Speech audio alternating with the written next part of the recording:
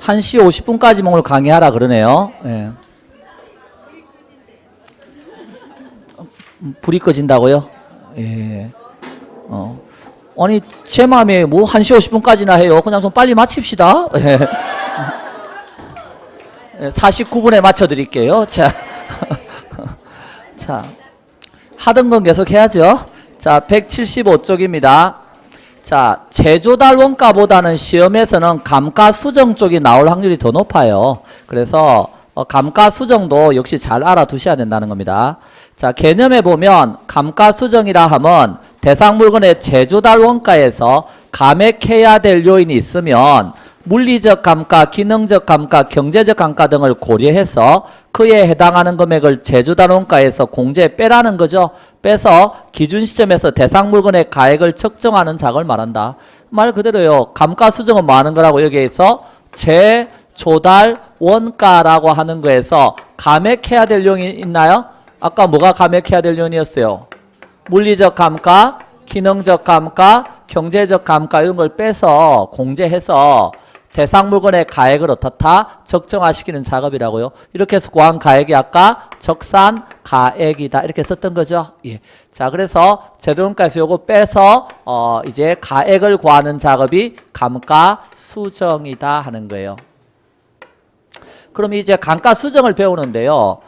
거기에서 알아야 될 건 첫 번째 감가 요인 알아두셔야 된다는 거예요. 근데 감가 요인은 아까 봤죠? 그러니까 넘어가고 맨 밑에 감가 수정하고 뭐하고 차이가 나오느냐 하면 감가 상각과 차이가 나와요. 근데 감가 수정도 그 가로 안에 뭐라고 표현해놨냐면 평가 목적의 감가 상각이라고 써놨어요.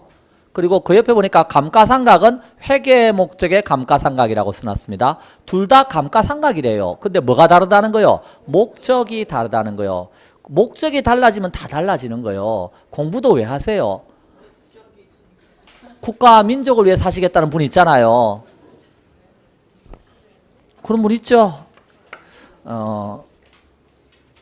적어도 공인중개사 협회 회장 정도는 해서 어때요? 정말 우리나라 중개업의 건전한 발전을 한번 이끌어 보실 그런 분 여기 안 계십니까? 여러분 중에 나오시겠죠? 예. 국가와 민족을 위해서 하시는 분하고 나의 개인의 이익을 위해서 하는 사람하고 뭔가 좀 다르겠죠? 예. 자, 그러면 목적이 다르면 다 달라지는 거죠. 그래서 감가수정의 목적은 어디에 있다고요? 평가 목적이에요. 평가 목적. 맞나요? 가격을 구한 데 목적이 있다고요. 근데 감가상각은 목적이 어디 있다고 돼 있어요? 여기는 회계 목적이다 이렇게 돼 있죠. 그래서 회계 목적이다. 자, 그래서 먼저 이 감가상각이라고 하는 걸 좀 보자고 먼저. 자, 감가상각은 회계 목적인데 이거 뭐 하는 건데요? 그랬을 때 회사가 있는데요. 회사가 뭐 사용해서? 기계를 사용했어요. 기계를 사용해서 뭐가 생겼어요? 수익이 생겼어요. 와, 신났어요? 문제는요. 기계를 사용했기 때문에 뭐가 생겼죠? 기계에 감가가 생겼다는 거예요. 감가가. 자, 그러면 회사는 이 기계가 사용되어서 감가가 생겼는데 감가된 것을 상각은 보상해서 물리친다는 뜻이에요. 보상하다 할 때 상자에다 물리칠 각자예요.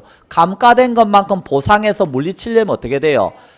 회사가 버는 돈 중에 일정한 금액을 감가상각비다 그래서 어때요? 비용으로 딱 떼놔야 된다는 거예요. 비용으로 배분. 요렇게 떼놔야 무슨 일이 생긴다는 거예요? 기계가 나중에 낡아서 못 쓰게 되었을 때 다시 기계 살 돈이 만들어지겠죠. 그러면 기계라고 하는 자본이 계속해서 뭐 될 수 있다? 유지되고 회수될 수 있다 이렇게 표현하는 거예요. 그러면 이런 기계라고 하는 자본을 계속 유지하려면 매년마다 얼마씩 떼놔야 되는데 이게 문제가 될 수 있을 거 아니에요. 그래서 회계 목적의 감가상각은 비용 배분을 얼마로 해놔야 될 것인가 하는 게 목적이죠. 그럼 예를 들어서 이 기계가 지금 회계니까 회계와 관련돼 있는 장부 가격이 있겠죠. 자, 장부 가격이 있습니다. 다른 말로 회계에서 말하는 취득 가격입니다. 자, 장부 가격이 1억이고요. 이 보니까 기계 회계와 관련된 법이 있어요. 회계 처리 준칙 이런 법에서 이 기계의 수명을 정해놨는데 법에서 정한 내용 연수가 10년이래요. 그리고 이 기계는 10년 후에는 잔존 가격, 남아있는 가격은 0원이라고 가정을 하자고요. 자, 그러면 이 기계에서 감가해야 될 총액이 얼마예요? 감가해야 될 총액이 1억이죠. 그거 어떻게 알았어요? 감가총액 1억은. 여기 써 있어요? 어디 있어요? 안 써놨구만. 자, 감가총액은 요 장부 가격에서 뭘 빼야 되느냐 하면 잔존 가격은 빼야 돼요. 맞나요? 요 장부 가격에서 뭘 빼면 잔존 가격을 빼면 요게 감가해야 될 총액이 되는 거예요. 그것을 뭐로 나누면 여기 법정 내용연수 있나요? 얘로 나누면 이제 매년의 감가가 나오죠. 매년의 감가 얼마죠? 매년의 감가 1,000만 원 이렇게 나오나요? 그 매년의 감가 1,000만 원은 계속해서 똑같이 1,000만 원씩 감가된다고 가정하는 거죠. 그럼 이렇게 해서 매년의 감가가 1,000만 원씩 된다. 그러면 감가가 정해진 액으로 되잖아요. 이렇게 되는 걸 뭐라 그런다? 정액법이라 그런다고요. 그럼 정액법 같은 경우는 이제 정액법 같은 경우는 보시다시피 매년의 감가가 뭐로 이루어진다는 거죠? 정액으로 이루어진다 이런 뜻이죠. 그래서 지금 매년의 감가 1,000만 원 구했나요? 1,000만 원씩 이렇게 몇 번 하면 감가상각비대에서 비용으로 10번 떼놓으면 10년 후에 얼마가 만들어진다? 1억이 만들어진다. 그러면 10년 후에 이 기계가 어때요? 수명이 다해서 이제 못 쓰게 되더라도 회사에 그동안 감가상각비에서 매년 1,000만 원씩 딱딱 떼놨으니까 10번 떼놔서 1억이라는 자본이 만들어졌죠? 그러면 기계를 계속해서 어때요? 유지할 수 있잖아 이제. 이해됐나요? 그게 뭐다? 회계의 목적의 뭐죠? 감가상각에서 정액법이라고 하는 거예요. 그런데 이런 생각을 할 수 있죠? 기계라고 하는 것은 초기에는 능률이 좋아요? 나빠요? 좋아요. 좋으면 어떤 일이 생겨요? 수익도 많이 생길 수 있다고 보는 거예요. 그럼 회계에 보면 수익, 비용, 대응의 원칙이라고 하는 게 있어요. 수익이 많이 생기면 비용도 어때요? 좀 많이 떼놔라. 그래서 여기 1,000만 원이 아니라 이렇게 2,000만 원 좀 떼놔라 이렇게. 근데 세월이 가면 점점 어떤 일이 생겨요? 기계가 낡아갈 수 있죠? 그럼 서 있는 날도 있고 그러면 점점 수익이 줄어들겠죠? 줄어들면 점점 어때요? 비용도 좀 적게 떼놓을 수도 있죠? 이렇게 떼놔서 나중에는 1,000만 원 밑으로 내려가더라도 자전 10년 후에 얼마 만들면 되는 거예요? 1억만 만들면 된다 이런 생각할 수 있죠? 이런 생각을 정률법적 사고방식이라 그래요. 왜 정률법인지는 다 설명하고 그 다음에 여기에서 자, 요 정액법은 1,000만 원씩 떼놓으면 이자가 생겨요? 안 생겨요? 요 정액법은 이자가 안 생긴다고 생각하는 거예요. 왜? 여기 1,000만 원 10번 모으면 1억이다 이런 생각은 이자가 없으니까 그렇게 생각하는 거죠. 그런데 우리가 저 앞에서 화폐의 시간 가치에서 10년 후에 1억을 만들고 싶어요. 그러면 매 기간마다 연금 형태로 돈을 적립하는 거 있었죠. 이 적립하는 연금액의 크기가 알고 싶어요. 이렇게. 그러면 알고 있다에다 뭐만 곱하면 알고 싶다 개수만 곱하면 그때 알고 싶다 개수 이름이 뭐예요? 놀랍습니다. 연금계수인 거 아시죠? 연금계수인데 미랫돈과 관련을 가진 연금계수는 감채기금계수잖아요. 그럼 감채기금계수니까 자, 그 10년이고 이게 10년이니까 이자율 10%일 때 감채계수 찾아보세요. 얼마라고 써놨어요? 몇 페이지에 있어요? 98페이지에 있나요? 훌륭합니다. 연복리표라고 되어 있는 거 있죠? 그때 감채계수 찾아보니까 0.0627 이렇게 써놨죠? 그럼 0.0627이란 말의 뜻을 알죠? 이제 우리가 알고 있다가 얼마라면 1원이라면 1 곱하기 네모는 네모다. 그러니까 10년 후에 1원을 만들려면 여기 이자가 여기 얼마씩 붙는다면 10%씩 이자가 붙는다면 0.1원보다 적은 얼마씩만 떼놔도 0.0627원씩만 떼놔도 여기에 뭐가 붙어서 이자가 붙어서 10년 후에 1원이 된다 이런 논리죠. 1원이 아니고 1억이면 1억에다가 뭘 곱하면 0.0627 곱하면 얼마씩 627만 원씩 떼놔도 여기에 이자가 붙어서 10년에 얼마가 된다? 1억이 된다. 그러니까 매년의 감가가 뭐로 되고 있어요? 요 이름이 뭐예요? 연금. 연금의 다른 말이 뭐? 얘가 연금계수잖아요. 연금계수니까 연금의 다른 말이 감채기금. 그러니까 매년의 감가가 감채기금으로 되고 있죠. 그래서 얘 이름을 뭐라 그래요? 감채기금법 이렇게 쓰는 거예요. 자, 그런데 감채기금의 다른 말이 또 하나 있죠. 그게 상환기금이었어요. 상환기금. 왜 그런 말을 쓴다 그랬죠? 상환기금이라는 말은 이게 연금이잖아요, 지금.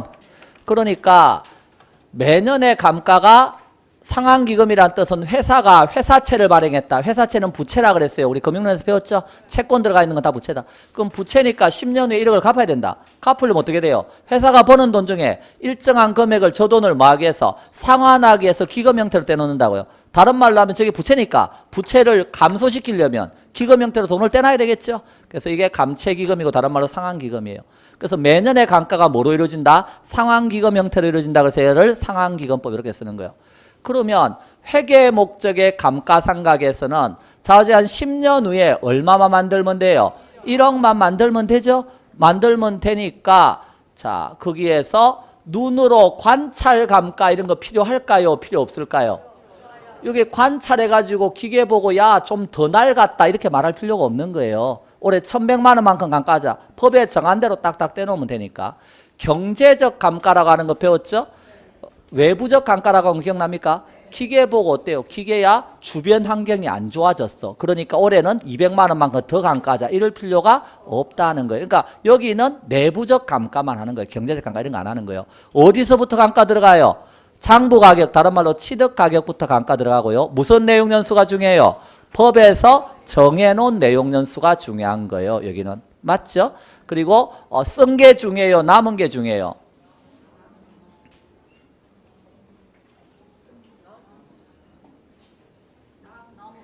남은 게 중요해요? 자, 이런 걸 생각해 보세요. 뭐 여러분이야 뭐 아무거나 불러도 아무 상관없다 지금 뭐 그게 뭐 중요해? 빨리 마치는 게 중요하지 지금. 거의 분위기가 그런데 뭐 강사만 뭐 목 터져서 이렇게 하고 있지 뭐 여러분은 뭐 빨리 시간을 가라 오늘 전기도 아웃된다 그러고 뭐 이러면서 어때요? 자 그랬을 때 이 똑같은 기계인데요. 이 기계인데 똑같은 기계예요. 근데 관리하는 사람이 달라요. 갑하고 을이 관리해요. 갑은 이 기계를 애인처럼 관리했고요. 을은 이 기계를요 애인 반대말로 관리했어요. 아내가 뭐요 도대체? 도대체가 생각들이 좀 건전하게 사세요. 건전하게. 그런 사람들이 꼭 이상한 사람들. 애인 반대말이 왼수지 그게 무슨 아내예요. 그래서 이 왼수처럼 관리했어요. 그래서 저는 절대로 그런 말 안 해요. 예, 그래서 어때요? 얘는 지나갈 때마다 기계한테 뽀뽀해주고 기름 쳐주고 막 이렇게 어때요? 사랑한다고 안아주고 막 이랬어요. 얘는 지나갈 때마다 발로 한 대씩 툭툭 차고 이 왼수야 이러면서 구박하고 막 그랬어요. 10년이 지났어요. 뭔 일이 생겼어요? 얘는요 아직도 새 기계예요. 얘는요 완전히 고철돼가지고 갖다 버려야 돼요. 맞죠? 그러면 이때 이 기계의 가치는 같아요, 달라요? 같아요. 그게 회계 목적이에요. 지금 매년마다 돈 떼놨잖아요. 1,000만 원씩. 법에서 정한 대로 다 떼놨죠. 10년 지나면요. 이제 아까 잔존가격 0이라 그랬잖아요. 회계에서는 그냥 잔존가격 0이야. 이해되셨나요? 그래서 여기서는 몇 년 썼느냐가 중요한 거예요. 3년 썼다 그러면 얼마 떼놨어요? 정액법이면 3천만 원 떼놨겠지? 그럼 앞으로 7년 남았네가 저절로 돼요. 그런데 평가에서는 아니에요. 그게 달라져요. 관리를 잘하느냐 못하냐에 따라서. 그래서 여기에서는 뭐가 중요하다고요? 경과연수가 중요해요. 그래서 거기 보세요. 175쪽 맨 밑에. 그 감가상각해서 오른쪽을 보는 거요. 회계 목적의 감가상각이라고 써놨나요? 기업 회계나 세무회계에서 쓴다고 써놨죠.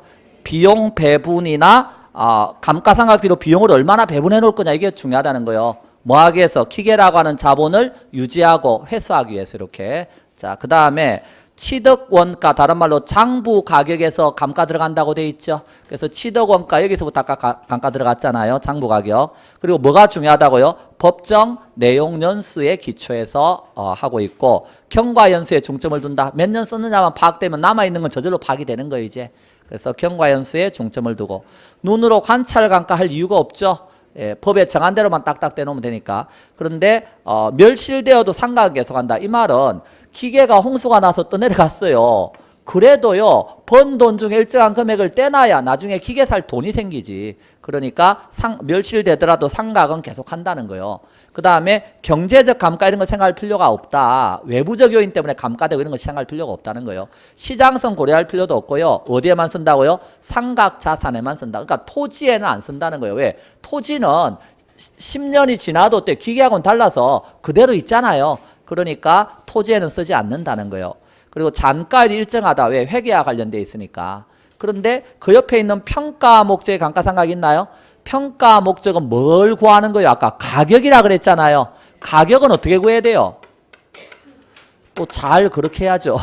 정확하게 구해야죠. 가격은. 얼마냐고 물었으니까. 가격을 정확하게 구하려면, 요게 가격을 정확하게 알려주려면요, 감가도 어떻게 되는 거예요? 여기가 정확해야 가격도 정확하게 될 거 아니에요. 맞나요? 그래서 감가를 정확하게 해야 돼요. 그러니까 뭐도 한다는 거예요. 눈으로 관찰 감가라고 하는 것도 하는 거예요. 눈으로 봐서 정액법으로 예를 들어서 1,000만 원 감가했잖아요. 그런데 눈으로 봐서 관리를 잘했나 못했나 따져가지고요, 여기서 조정해서 관리를 잘했으면 900만 원만큼만 빼기도 하고 이렇게 한다는 거예요. 눈으로 관찰해서 이렇게. 자, 그래서 관찰 감가 이런 것도 하고요. 또 부동산은 외부 환경이 어떠냐에 따라 가치가 달라지죠. 그렇기 때문에 경제적 감가 이런 것도 한다는 거예요. 자, 그래서 거기에 보면 일단 감가수정은 감정평가에서 복선가격 구하는 게 목적이다. 복선가격이 다른 말로 적산가격이고, 다른 말로 가치를 구하는 게 목적인 거죠. 지금 그 시장의 가치를 구하는 게 목적이다. 이렇게 알아두시면 되는 거예요. 자, 그걸 통해서 시장 가치를 구하는 거죠. 평가사가. 가치 구하는 게 목적입니다. 가치 구하려면, 자, 여기서부터 보면 어디서부터 감가 들어가요? 얘는 제조달 원가에서부터 감가 들어가는 거 아시겠죠? 그 다음에 가격을 구할 때는 무슨 내용연수 쓴다고요? 경제적, 법적 내용수가 아니라 경제적 내용 쓰는 거예요. 일단 그걸 알아두시고, 그 다음에 정확하게 가격 구하기 위해서 관찰 감가도 인정한다 그랬죠. 아까 그래서 거기 지문에서, 모의고사 지문에서 감가 수정에서는 관찰 감가법을 인정한다 이런 말이 나온 거예요. 인정을 하죠. 경제적 감가도 한다고 돼 있죠. 그리고 현존하는 물건이 있어야 감가해서 가액을 알려주죠. 현존하는 물건이 없는데 어떻게 감가하겠어요? 맞죠? 그러니까 현존하는 물건이 있어야 되는 거예요. 경제적 감가도 하고요. 정확하게 가격을 구하기 위해서 시장성도 고려하고요. 그 밑에 토지에도 인정되는 경우가 있다는 거예요. 토지는 물리적 감가는 안 되죠. 그렇지만 외부 환경이 안 좋으면 토지 가치가 떨어지잖아요. 경제적 감가는 되거든요. 경제적 감가도 평가에서는 한다 그랬잖아요. 그러니까 감가 수정의 대상이 되기도 하는 거예요.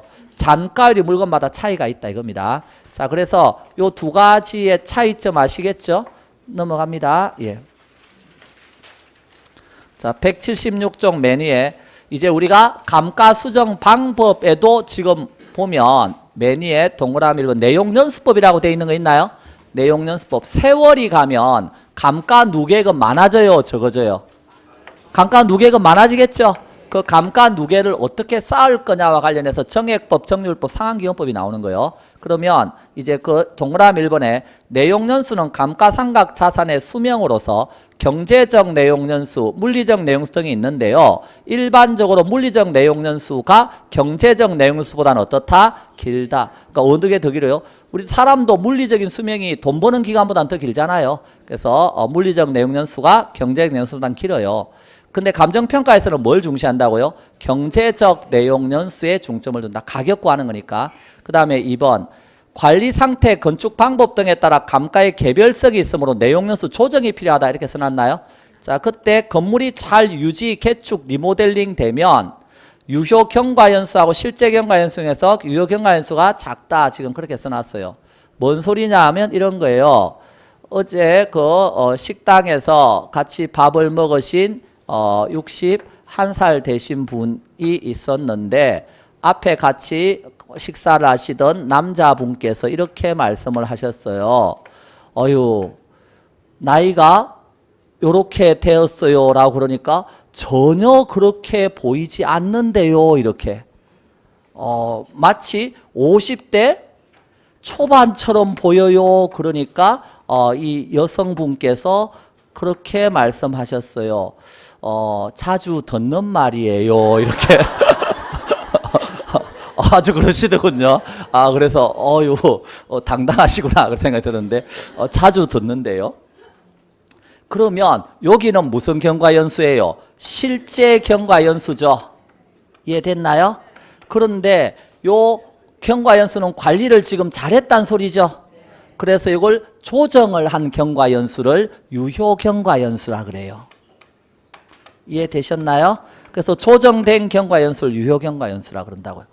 그럼 요게 요렇게 될 거 아니에요 지금? 관리를 잘했다는 뜻이에요? 못했다는 뜻이에요? 잘했다는 뜻이죠.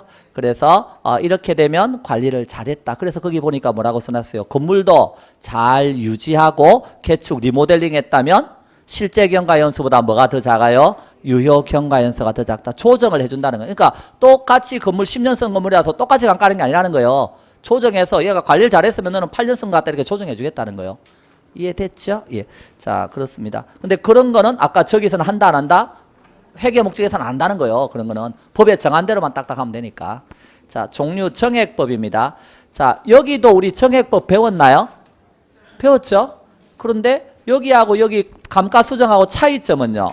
아까 정액법은 여기 어떻게 했느냐 하면 감가총액을 뭐로 나눴어요? 여기는 법정 내용에서 나왔잖아요. 그 감가총액이라고 하는 게 장부가격에서 뭘 빼는 거라고요? 잔존가격 빼는 거라고 했잖아요. 그런데 여기는 장부가격이 아니라 평가는 어디에서부터 시작하는 거니까? 제조달 원가에서부터 시작하니까 제조달 원가에서 잔존가격을 빼는 거예요. 그럼 요걸 빼면 요게 곧 뭐가 된다고요? 감가해야 될 뭐가 되는 거죠? 총액이 되는 거예요. 이해되셨나요? 그 감가총액을 뭐로 나누라고요? 법정 내용연수가 아니고 여기서 뭘 쓰라고요? 경제적 내용연수라고요. 요거 중요시한다 그랬으니까. 이해되셨죠? 그래서 요렇게 해서 뭘 구하는 거예요? 매년의 감가액을 구하는 방법을 뭐라고 써요? 정액법이라고 써요. 그래서 정액법의 개념을 알아달라는 거예요. 그럼 정액법 같은 경우에는 여기 감가 누계액을 구할 때 지금 감가 누계액이라고 하는 것은 보시다시피 뭐가 감가 누계액이에요? 매년의 감가가 쌓인 거죠? 매년의 감가가 얼마만큼 쌓인 거예요? 경과연수, 사용한 연수만큼 쌓인 거 아니에요? 그때 매년의 감가가 뭐로 이루어지는 거? 정액으로 이루어지는 게 정액법이죠. 매년의 감가. 그럼 정액을 어떻게 구해요? 매년의 감가를. 요 놈은 감가해야 될 총액을 뭐로 나누는 건데? 경제적 내용 연수로 나누면 된다 이겁니다. 그런데 감가총액이라고 하는 것은 어디서부터 감가 들어가는 거니까? 제조달 원가부터 감가 들어가는 거니까 요렇게 해놓고 뭐는 빼야 된다. 잔존가격 남아있는 건 감가 대상이 아니니까 빼서 요걸 구하면 된다 이런 뜻이에요. 자, 그래서 자 정액법 어휘 봅니다. 대상 부동산의 가치가 매년 일정액씩 감가된다는 가정하에 대상 부동산의 감가총액을 요 놈이죠? 뭘로 나누라고요? 경제적 내용연수로 평분이 평등하게 분배해 주는 거니까 나누어 주는 거예요. 나누어 주면 뭐가 나온다? 매년의 감가액이 나오겠죠? 감가한 것만큼 삼각시켜 놓으니까 매년의 감가상각액을 써도 되겠죠? 으로 하는 방법이다. 그걸 다시 쓴 게 그 밑에 있는 박스 내용이죠? 제조달 원가에서 뭘 빼주세요? 감가 누계액을 빼주세요. 그러면 복선가격인데 그때 감가 누계액은 매년의 감가액에다 뭘 곱해주세요? 경과연수. 그때 매년의 감가액을 어떻게 합니까? 감가총액을 뭐로 나누어서? 경제적 내용연수로 나누어서. 그때 감가총액은 제도론가에서 잔존가격 빼면 된다. 그러니까 요게 머릿속에 들어와 있어야 여기 계산 문제가 나오면 한 문제 맞춘다는 거예요. 근데 여기는 계산 문제 파트이기 때문에 어쩔 수 없어요. 왜? 건물 이런 데 주로 쓰는 게 정액법이거든요. 우린 부동산이니까. 그래서 이런 계산 문제가 여기서 나올 수 있다. 두 번째 정률법으로 갑니다. 자, 이건 정액법이고요. 정률은 매년의 감가를 뭐로 하란 소리예요? 매년 감가를 위에 정액은 정액으로 하는 거였잖아요. 여기는 매년의 감가를 뭐로 하라고요? 정해진 율로 하라고요. 그럼 정해진 율로 하니까 자 어디서부터 감가 들어가야 돼요? 제조달 원가에서부터 단가 들어가야죠. 그럼 제조달 원가가 예를 들어서 1억이다. 그럼 1억에서 정해진 율이 20%라고 생각해 보세요. 요게 감가율이고 상각률이 되겠죠. 그럼 20%씩 감가라 이 소리죠. 그럼 1억에 20%인 얼마를 감가해야 되는 거요? 2천만 원을 감가하세요. 이런 뜻이에요. 그러면 얼마가 나왔죠? 8천만 원. 그러면 1차 년도 감가액은 얼마가 되는 거죠? 2천만 원. 근데 2차 년도는 잔존 가격이 얼마예요? 8천만 원이죠? 그럼 8천만 원에 몇 프로? 20% 감가하세요. 그럼 얼마예요? 1,600만 원. 그럼 1,600만 원이면 빼면 얼마예요? 6,400만 원. 그 다음에는 3차 년도는요.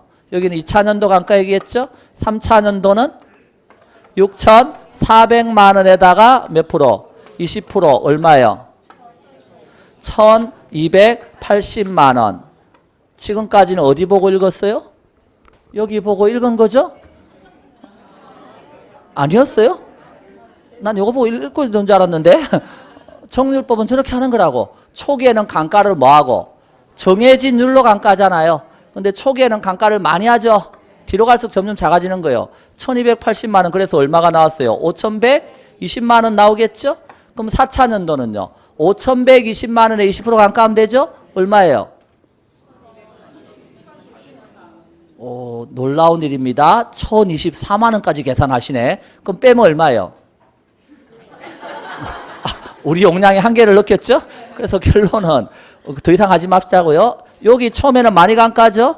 뒤로 갈수록 적어지죠? 그래서 정률법 보세요. 대상 물건의 매년 말에 잔존 가격에, 이게 앞에 있는 게 잔존 가격이죠? 잔존 가격에 뭘 곱하라고? 일정한 감가율. 정률은 같죠? 정해진 율이니까 감가율을 곱해서 매년에 뭐로 삼는다? 감가 상각액으로 삼는 방법이라고요. 그런데 감가액은 첫 해가 가장 컸죠? 뒤로 갈수록 점점 뭐하고 있다? 감소하고 있죠? 그래서 감소하고 있다.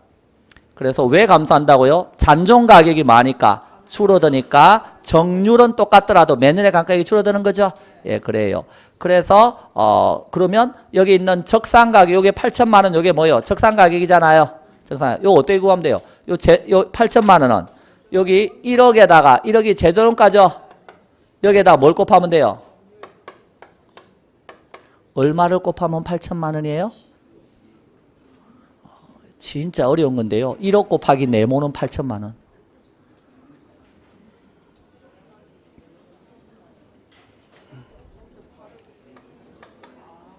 와, 진짜 어렵죠. 1억에다가 0.8 곱하면 8천만 원이다. 이런 어려운 걸 좀 알아달라는 거예요. 그럼 0.8이 뭔데? 이렇게 물어보면 요 0.8은 80%잖아요. 우리 감가 몇 프로 했어요? 그럼 남은 거잖아요. 이걸 잔가율이라 그래요. 정확하게는 전년 대비 잔가율이라 그래요. 0.8 곱하면 이거 8천만 원 됐죠? 그럼 이제 요거 한번 물어볼게요. 6,400만 원은 요렇게 해서 구한 거요. 8천만 원에다 얼마 곱하면? 오, 잘하시네. 6,400이죠? 그러면 요 8천만 원은 1억 곱하기 0.8이었죠? 그럼 6,400이 나오려면 1억 곱하기 0.8에 한 번 더 했잖아요. 제곱이죠? 필이 옵니까? 그럼 얘는요?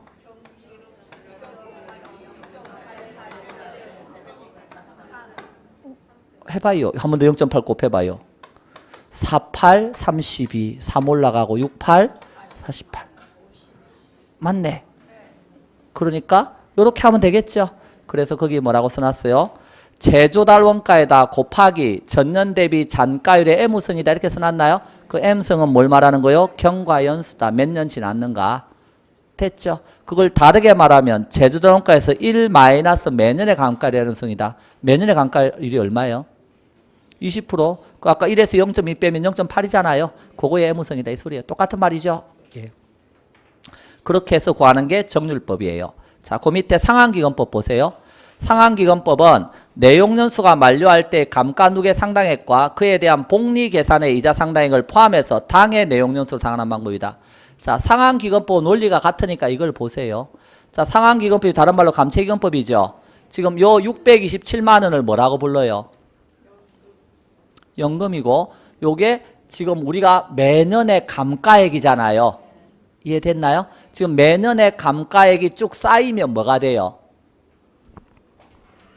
뭐 주관식에만 약할 뿐이죠. 객관식 안 가잖아요. 그것만 믿어요 저는.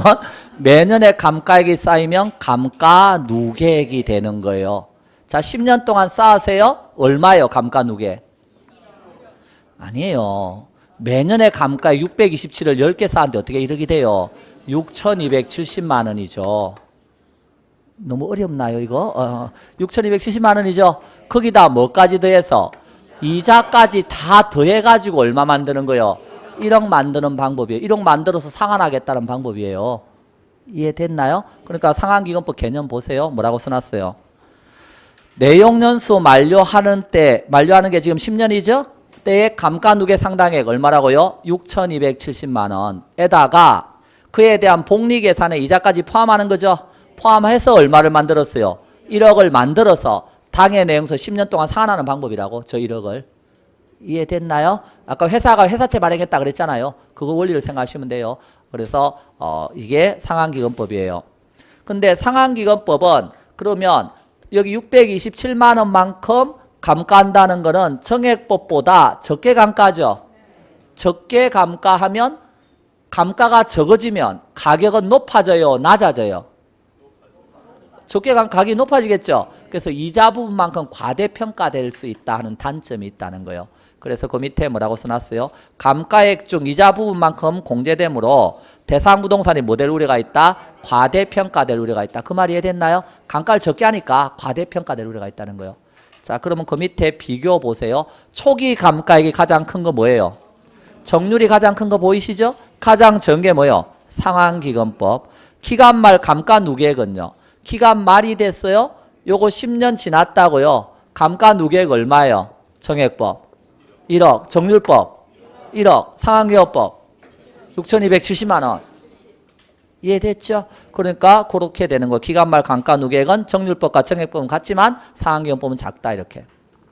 자, 그 밑에 초기 적산 가액은 초기 감가를 많이 하면 가액은 적어진다 그랬죠? 그러니까 부동호 표시가 앞에 첫 번째 거하고 반대로 갔잖아요. 이해됐죠? 예. 자, 그 다음에 맨 밑에 기간 말 적산 가액은요. 기간 말 적산 가액은 뭐는 같았어요? 아까 기간 말에 감가 누계액이. 정률하고 정액은 같았잖아요. 그러니까 정률하고 정액은 같게 나오는 거예요. 적산 가액이. 그런데 아까 기간 말에 상환기금법은 감가를 아까 6,270만 원이니까 적게 했잖아요. 감가를 적게 했으니까 가격은 어떻게 되는 거예요? 크게 나오는 거지. 예, 그래서 두 번째하고 밑에 있는 내용이 지금 매치가 되는 거예요. 자, 결론. 정액법이나 정률법이나 상환기금법이나 세월이 가면 뭐가 커진다는 건 똑같다고요? 감가 누계액이 커진다는 건 똑같다고요. 근데 쌓는 방법이 다르다는 거예요. 정액법은 얼마씩 쌓았어요? 아까 1,000만 원씩. 기억납니까? 똑같이 이렇게 쌓는 게 정액법이고 정률법은요. 처음에는 많이 쌓다가 이렇게 뒤로 갈수록 점점 작아지는 거죠. 좌우전 10년 동안 1,000만 원만 쌓으면 된다 이런 생각이고 상환기금법은 여기다 요 이자만큼 적게 쌓는 거죠. 627만 원씩. 그런데 여기에 뭐가 붙는다? 이자가 붙는다는 걸 생각해서 10년 동안 1억 만드는 거고 이런 생각인 거예요. 그래서 근데 공통적인 건 세월이 가면 감가 누계액은 많아지죠. 그래서 이걸 뭐라고 한다? 내용연수법. 그래서 내용연수법은 세월이 가면 감가 누계액이 많아지는 방법이에요. 그래서 177종 메뉴에 적용 대상, 정액법은 어디에 쓴다? 건물, 정률법은 기계, 상환기금법은 광산 이런 데 쓴다. 자, 두 번째 분해법 봅니다. 다른 말로 내구성 분해 방식 분석법 이렇게도 표현하는데요. 감가 요인을 물리적, 기능적, 경제적 감가 요인으로 세분한 후에 실제 감가액을 구한다. 근데 물리적이고 기능적인 건 내부적 감가죠. 내부적인 건 치유 가능한 감가도 있고요. 치유 불가능한 감가도 있다. 그런데 경제적 감가는 전부 다 어디에 해당하는 거다? 외부적 감가이기 때문에 치유 불가능한 감가만 존재한다는 걸 알아달라는 거예요. 그래서 경제적 감가에는 뭐가 없다? 치유 가능이라고 하는 게 없다. 다 치유 불가능한 감가다. 근데 내부적 감가는 치유 가능한 것도 있고 치유 불가능한 것도 있다. 예, 그렇게 알아달라는 겁니다. 그럼 분해법 어떻게 하는 건데요? 감가액을 구할 때 물리적인 측면에 치유 가능한 감가액 얼마, 치유 불가능한 감가액 얼마, 기능적인 측면에 치유 가능한 감가액 얼마, 치유 불가능한 감가액 얼마, 경제적인 측면에 치유 불가능한 감가액 얼마, 다 더하면 감가 누계액이 되겠죠? 그런 식으로 감가액을 구하는 걸 분해했다. 그래서 분해법이라고 쓴다. 자, 그렇게 알아두시고 그 밑에 관찰감가법은 요 앞에 있는 내용연수법은 세월이 가면 감가 누계액이 많아지는 거죠. 그런데 관찰감가법은 나의 눈을 믿고 감가하겠다. 그게 관찰감가법이에요. 그래서 눈으로 직접 관찰해서 하는 겁니다. 그래서 동그라미 이번에 내용연수법과 같이 병행해서 사용하는 게 바람직하다. 왜? 내용연수법은 똑같이 감가되잖아요. 정액법이면. 그러니까 눈으로 관찰해서 그걸 뭐 해주는 게 좋다는 거예요. 조정을 해야 정확한 가격이 나오겠죠. 예, 그래서 같이 병행하는 게 바람직하다. 자, 세 번째, 평가사의 주관에 좌우되기 쉽고 외관상 관찰이 어려운 기술자가 하자는 감가하기 쉽다. 그래서 관찰감가법은 눈으로 보니까 주관에 좌우되기 쉽다 하는 단점이 있다는 거 알아두시고 4번에 내용연수법에 의한 감가가 뭐다? 이론적 측면의 감가다. 그런데 관찰감가법은 뭐라고 써놨어요? 보니까 관찰감가법은 실제적 측면의 감가를 말하는 것이다. 자, 그래서 그런 내용 정도는 좀 정리하시고 나머지 시장 추출법이니 임대료 손실하는 법이니 뭐 이런 것들은 이름 정도만 들어두시고 자, 그래서 그런 것들도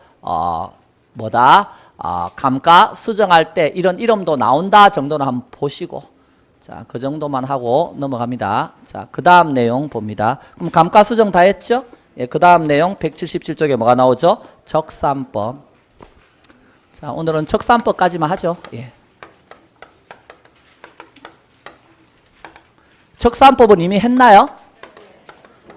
기초가액에 뭘 곱하라고요? 기대율 곱해서 내 거 챙기라 그랬죠? 요렇게 해서 기대 수익을 구한 다음에 기대되는 수익이 있으니까 아까 5천만 원. 그러니까 가액을 주고 건물 샀다 그랬죠? 기대율 곱한 다음에 뭘 더해야 된다고요? 필요 재경비. 요것을 더하면 뭐다? 적산 임대료입니다. 이렇게 나온다 그랬어요. 그래서 뭐 요 정도까지 최근에는 개념 알고 있냐 수준에서 물어봅니다. 우리에게. 적산법 뭐 깊이 있게 물어보진 않는데요. 개념 알고 있냐 수준에서 물어본다 하는 정도 알아두시고요. 그래서 요렇게 해서 개념은 나와야 된다. 산식 기초가액 봅니다. 기초가액 곱하기 기대율 플러스 뭐라고요? 필요재경비는 뭐다? 적산임대료. 그럼 적산법은 대상 물건의 기초가액에다 뭘 곱해서요? 기대율 곱하여 산정한 기대수익 나왔죠? 거기다 뭘 더하라고요? 필요 재경비 더해서 대상 물건에 뭘 구하는 거다? 임대료를 구하는 방법입니다. 적산 임대료. 자, 그런데 조금 깊이 들어가면 거기 기초가액에 뭐는 못 쓴다고 돼 있어요. 보니까. 적산가액, 비중가액을 기준으로 하여 산정한다. 근데 수익가액은 안 된다고 돼 있죠? 그래서 그걸 하나 봐둡니다. 수익가액은 안 된다. 왜 안 되죠? 순수익을 뭐로 나누어서 오늘만 지금 세 번째 쓰는 겁니다. 그죠? 한을 나눠서 수익 가격, 즉 가액이죠. 요거 구하는 게 수익 환원법이라 그랬어요. 그런데 요 순수익이라고 하는 거는 어디에서 나온 거예요? 우리 투자론에서 고시원 사가지고 운영하면 총수익 나온다고 한 기억납니까? 가능조소득. 그거는 뭐예요? 임대료 총수익이잖아요. 따지고 보면. 고시원비 받은 임대료 수익이죠. 그걸 알아야 임대료 받은 걸 알아야 거기에서 가유순에서 순수익이 나오지. 이해됐나요? 그러니까 요거는 임대료를 알고 있어야 구할 수 있는 게 순수익이라고요. 그러면 순수익에서 환원해 갖고 가격을 구했어요? 그럼 가격을 여기다 갖다 쓰면요. 기초가액으로 수익가격 쓰면 기대율 곱해 가지고 필요재경비 더해서 뭘 구해요? 임대를 또 구하잖아요. 뭘 알고 있다고요? 임대를 알고 있어야 이게 나오는 건데 이상한 짓 또 해가지고 임대를 또 구하고 있어. 이미 알고 있는데. 그럼 왜 이런 이상한 짓을 하냐고요. 그래서 알고 있는 임대료로부터 또 임대료를 구한다는 이상한 논리가 되기 때문에 뭐는 안 쓴다? 수익 가격은 요거는 거기 쓰지 않는다는 거예요. 왜? 요 수익 가격이 나오려면 이미 임대료를 알고 있어야 되기 때문에. 그래서 기초가액에 적산가액이나 비중가액은 쓰지만 수익가액은 안 쓴다 하는 거 하나 정도 알아두시고요. 기초가액은 거기 세 번째 동그라미에 임대차 기간 동안에 한정된 가격이다. 그러니까 요거는 임대료를 구할 때 원본이죠.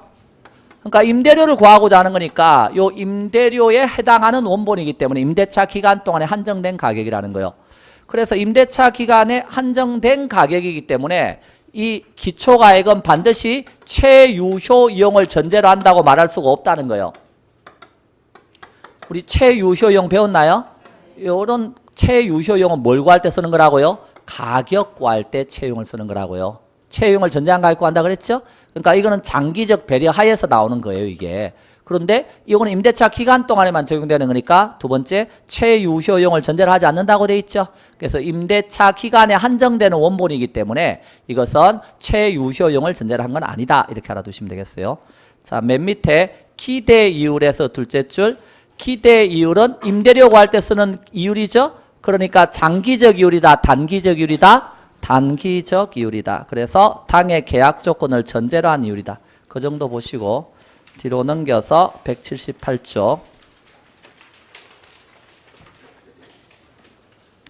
자, 필요재경비라는 표현이 나옵니다. 요 필요재경비 누구한테 받는 거죠? 임차인한테 받는다는 걸 기억하셔야 돼요. 임차인한테 왜 받죠? 임차인이 뭐 하니까 이 건물을 사용하고 수익하니까 이 소리예요. 그러면 임차인이 사용하니까 이 건물에 감가도 생기는 거죠? 그러니까 감가 상각비도 누구에게 받겠다? 임차인에게 받겠다. 이런 논리가 나오는 거예요. 그래서 필요재경비 안에 뭐도 들어있어요? 감가, 상각비도 들어있다. 자, 두 번째 유지관리비. 자, 유지관리비와 관련해서 거기 보면 수익적 지출과 자본적 지출 이런 말이 나옵니다.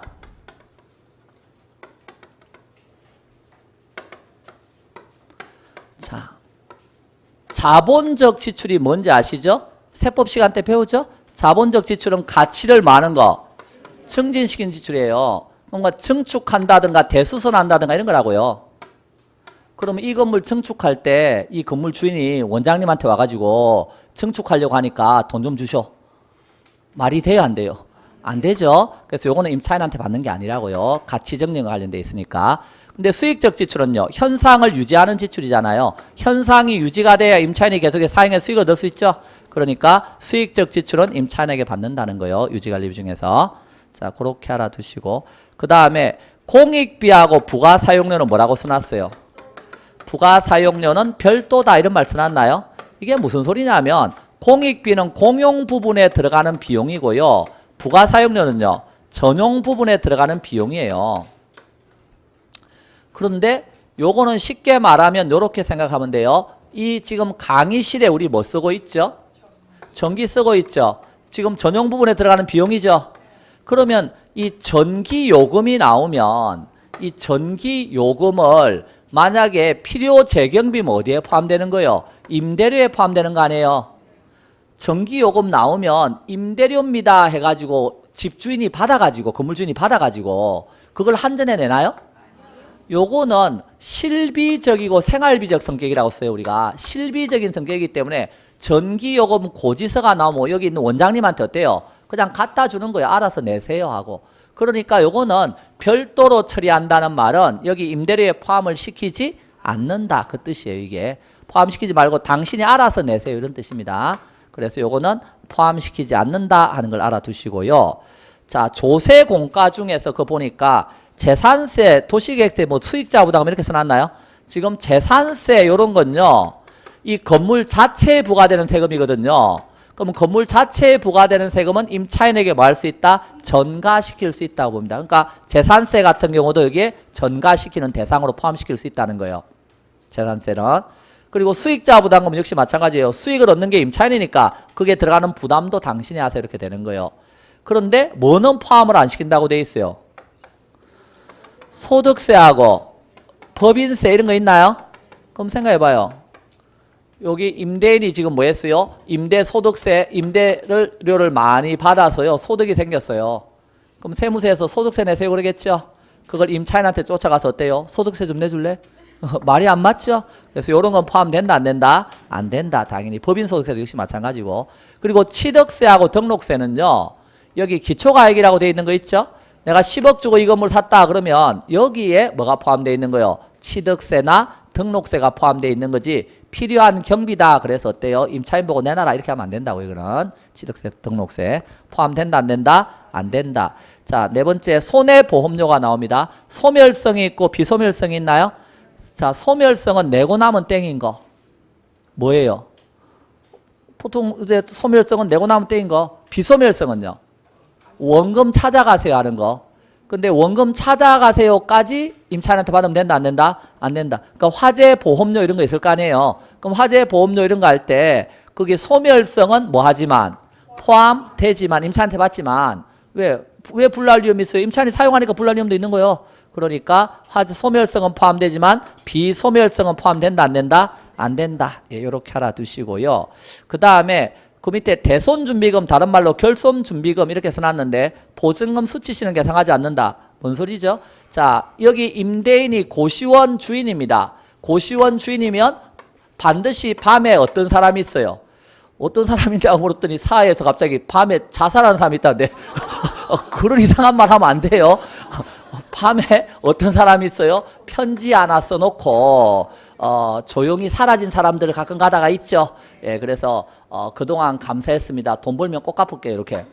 자, 그러면 이 사람 때문에 손해가 생겼죠.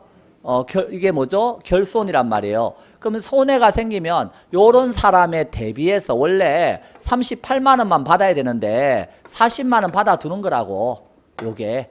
그래서 2만 원만큼이 결손준비금이에요. 그래서 요런 사람에 대비해서 받아두는 게 결손준비금이고 만약 이 사람한테 보증금 받았다 그러면요. 이거 받으면 된다 안 된다? 보증금에서 까면 되잖아요. 이해되셨죠? 그래서 요런 결손준비금도 임차인에게 받는다. 자, 그 다음에 또 나오는 게 뭐요? 공실 등의 손실상당 이렇게 써놨나요? 그 말의 의미는 지난주 토요일 날 저는 일요일 날 특강하느라고 어때요? 참석을 못했는데 우리 고향 동기들이 동기 모임을 가졌어요. 근데 지리산 펜션을 잡아가지고 1박 2일로 동기 모임을 가졌네요. 그런데 카톡에다가 그 어때요? 지리산 아름다운 펜션과 졸졸 흐르는 시냇물을 막 띄워놨더라고요. 보니까 참 아름답더군요. 그런데 이런 펜션에 가면 어때요? 이게 보니까 30만 원 막 이렇대요. 그것도 성수기가 있고 또 뭐가 있어요? 극성수기가 있고 웃기대요. 뭐 좌우지가 뭐 이렇게 나눠가지고 어때요? 뭐 준성수기 뭐 이렇게 나눠가지고 어때요? 막 금액이 책정돼 있어요. 그래서 보니까 이게 뭐 30만 원 막 이래. 그래서 아니 도대체 요런 거 얼마면 될 것 같은데 한 5만 원만 하면 충분할 것 같은데 제가 가서 따지고 싶었죠. 왜 30만 원이나 받아요 이렇게. 그랬더니 이 펜션 주인이 뭐라 그러는 거예요? 우리는 여름 한철 장사입니다. 겨울 되면 눈 쌓여서 이게 올라오도 못해요. 아무도 안 와요.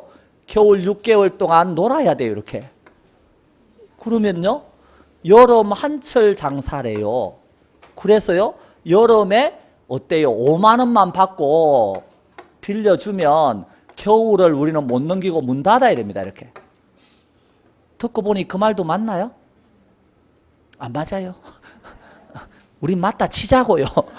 자, 그래서 결론이 뭐냐 하면 앞으로 요런 데 갔다 와서 바가지 쓰고 왔다 이런 말 하지 말라는 거예요. 이 펜션 주인에게 공실 등의 손실 상당액을 지불해 주고 왔다 이렇게. 이런 아름다운 말을 쓰라는 거예요. 아무도 안 쓸 것 같아요. 자, 그래서 공실 등의 손실 상당. 다만 항상 만실이면 받으면 안 되겠죠. 그래서 그렇다는 거 알아두시고 7번에 정상운전자금이자.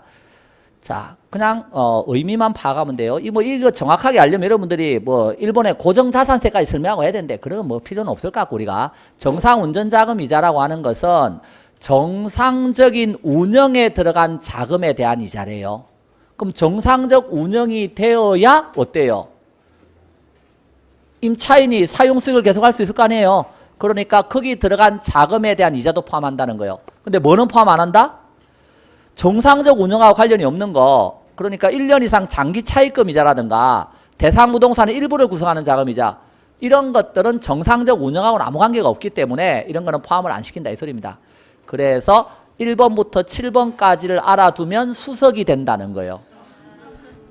수석 안 하고 나 합격만 할래 이런 분들은 요것이라도 잘 알아두고, 예. 밑에 있는 것까지 알아두면 수석이고, 예.